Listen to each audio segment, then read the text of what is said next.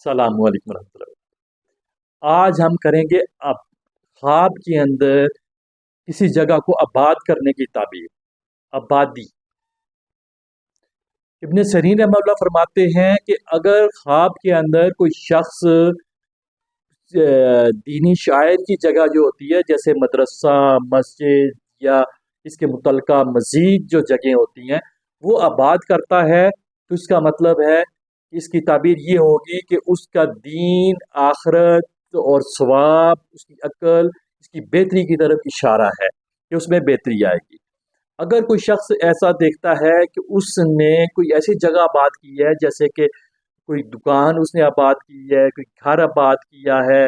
یا کوئی دنیاوی معاملات میں کوئی جگہ اس نے بنائی ہے، تو اس کا مطلب یہ ہوگا کہ اس کے مال کے اندر اضافہ ہوگا اور اس کو رزق وسیع ملے گا۔ تو اسی طرح ابن کثیر رحمہ اللہ فرماتے ہیں کہ اگر کسی شخص نے کسی غیر آباد جگہ کو آباد ہوتے دیکھا ہے تو اس کا مطلب اچھا ہے، اور اس سے یہ مراد ہوگی کہ اس شخص کو اس آبادی کے مترادف اس کو فائدہ پہنچے گا، مالی طور پہ فائدہ پہنچے گا۔ اگر کسی جگہ کو ویران اور برباد دیکھا ہے تو اس کا مطلب یہ ہوگا کہ اس ویران اور برباد جگہ کے مترادف اس کا نقصان ہونے کا خدشہ ہے۔